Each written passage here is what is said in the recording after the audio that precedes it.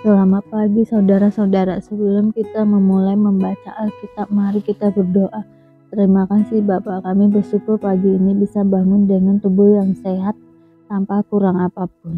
Sebelum kami melakukan aktivitas hari ini, kami rindu untuk membaca Alkitab Tuhan, untuk melandasi hidup kami dengan kebenaran-Mu.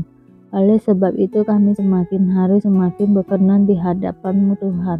Urapilah setiap kami Tuhan, di dalam nama Tuhan Yesus. Haleluya. Amin. Penobatan Raja Imam. Mazmur Daud. Demikianlah firman Tuhan kepada Tuhanku, duduklah di sebelah kananku, sampai ku buat musuh-musuhmu menjadi tumpuan kakimu. Tongkat kekuatanmu akan diulurkan Tuhan dari Sion. Memerintahlah di antara musuhmu. Pada hari tentaramu, bangsamu merelakan diri untuk maju dengan berhiaskan kekudusan. Dari kandungan fajar tampil bagimu keremajaanmu seperti embun. Tuhan telah bersumpah dan ia tidak akan menyesal. Engkau adalah imam untuk selama-lamanya. Menurut Melkisedek, Tuhan ada di sebelah kananmu. Ia meremukkan raja-raja pada hari murkanya. Ia menghukum bangsa-bangsa sehingga mayat-mayat bergelimpangan. Ia meremukkan orang-orang yang menjadi kepala di negeri luas. Dari sungai di tepi jalan ia minum.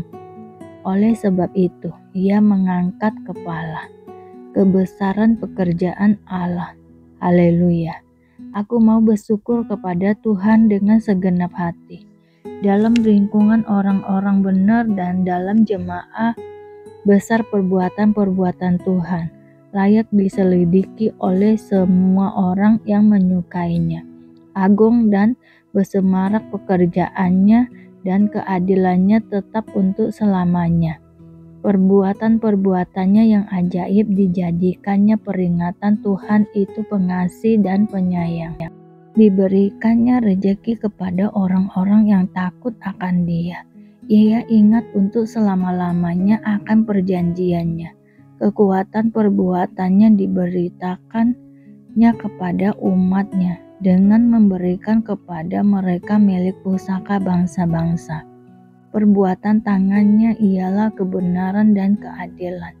Segala titanya teguh, kokoh untuk seterusnya dan selamanya. Dilakukan dalam kebenaran dan kejujuran. Dikirimnya kebebasan kepada umatnya, diperintahkannya supaya perjanjiannya itu untuk selama-lamanya. Namanya kudus dan dahsyat. Permulaan hikmat adalah takut akan Tuhan. Semua orang yang melakukannya berakal budi yang baik. Puji-pujian kepadanya tetap untuk selamanya. Berkat orang benar. Haleluya. Berbahagialah orang yang takut akan Tuhan, yang sangat suka kepada segala perintahnya. Anak cucunya akan perkasa di bumi. Angkatan orang benar akan diberkati. Harta dan kekayaan ada dalam rumahnya. Kebajikannya tetap untuk selamanya. Di dalam gelap terbit terang bagi orang benar. Pengasih dan penyayang orang yang adil, mujur orang yang menaruh belas kasihan dan yang memberi pinjaman, yang melakukan urusannya dengan sewajarnya. Sebab ia takkan goyah untuk selama-lamanya. Ia tidak takut kepada kabar celaka hatinya. Tetap penuh kepercayaan kepada Tuhan. Hatinya teguh, ia tidak takut sehingga ia memandang rendah para lawannya. Ia memberikan kepada orang miskin. Kebajikannya tetap untuk selama-lamanya. Tanduknya meninggi dalam kemuliaan. Orang fasik melihatnya, lalu sakit hati. Ia mengertakkan giginya, lalu hancur. Keinginan orang fasik akan menuju kebinasaan. Hai saudara-saudaraku, baik yang termasuk keturunan Abraham maupun yang takut akan Allah, kabar keselamatan itu sudah disampaikan kepada kita. Sebab penduduk Yerusalem dan pemimpin-pemimpinnya tidak mengakui Yesus. dengan menjatuhkan hukuman mati atas dia. Mereka menggenapi perkataan nabi-nabi yang dibacakan setiap hari Sabat. Dan meskipun mereka tidak menemukan sesuatu yang dapat menjadi alasan untuk hukuman mati itu, namun mereka telah meminta kepada Pilatus supaya ia dibunuh. Dan setelah mereka menggenapi segala sesuatu yang ada tertulis tentang dia, mereka menurunkan dia dari kayu salib lalu membaringkannya di dalam kubur. Tetapi Allah membangkitkan dia dari antara orang mati. Dan selama beberapa waktu ia menampakkan diri kepada mereka yang mengikuti dia dari Galilea ke Yerusalem. Mereka itulah yang sekarang menjadi saksinya bagi umat ini. Dan kami sekarang memberitakan kabar kesukaan kepada kamu, yaitu bahwa janji yang diberikan kepada nenek moyang kita telah digenapi Allah kepada kita keturunan mereka, dengan membangkitkan Yesus seperti yang ada tertulis dalam Mazmur kedua. Anakku, aku telah memperanakan engkau pada hari ini. Allah telah membangkitkan dia dari antara orang mati dan ia tidak akan diserahkan kembali kepada kebinasaan. Hal itu dinyatakan oleh Tuhan dalam firman ini. Aku akan menanggapi kepadamu janji-janji yang kudus yang dapat dipercayai, yang telah kuberikan kepada Daud. Sebab itu ia mengatakan dalam Mazmur yang lain, engkau tidak akan membiarkan orang kudusmu melihat kebinasaan. Sebab Daud melakukan kehendak Allah pada zamannya, lalu ia mengangkat dan dibaringkan di samping nenek moyangnya. Dan ia memang diserahkan kepada kebinasaan. Tetapi Yesus yang dibangkitkan Allah tidak demikian. Jadi ketahuilah hai saudara-saudara, oleh karena dialah maka diberitakan kepada kamu pengampunan dosa. Dan di dalam dialah setiap orang yang percaya memperoleh pembebasan dari segala dosa yang tidak dapat kamu peroleh dari hukum Musa. Karena itu, waspadalah supaya jangan berlaku atas kamu apa yang telah dikatakan dalam kitab nabi-nabi. Ingatlah, hai kamu penghina-penghina, tercengganglah dan lenyaplah, sebab aku melakukan suatu pekerjaan dalam zamanmu, suatu pekerjaan yang tidak akan kamu percayai, jika diceritakan kepadamu. Ketika Paulus dan Barnabas keluar, mereka diminta untuk berbicara tentang pokok itu pula pada hari Sabat berikutnya.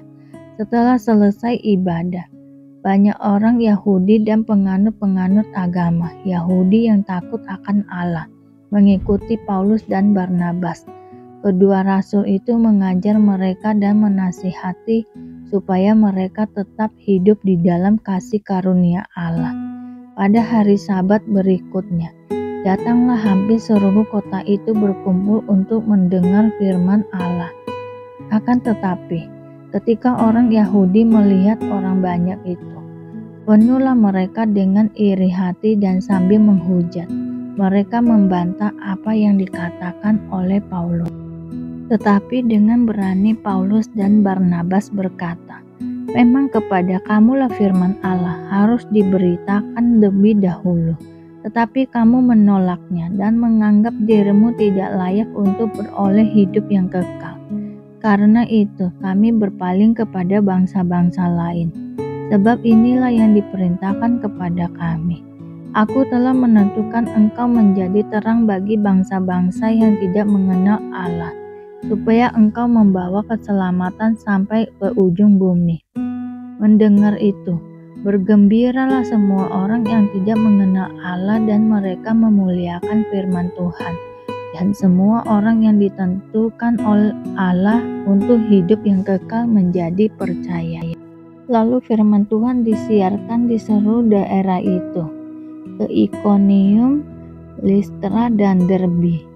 Orang-orang Yahudi menghasut perempuan-perempuan terkemuka yang takut akan Allah dan pembesar-pembesar di kota itu. dan mereka menimbulkan penganiayaan atas Paulus dan Barnabas dan mengusir mereka dari daerah itu. Akan tetapi Paulus dan Barnabas mengebaskan debu kaki mereka sebagai peringatan bagi orang-orang itu, lalu pergi ke Ikonium. Dan murid-murid di Antiokhia penuh dengan sukacita dan dengan Roh Kudus. Terima kasih Bapa untuk hari ini, sehingga kami dapat membaca Alkitab-Mu Tuhan. Mari doa Bapa kami.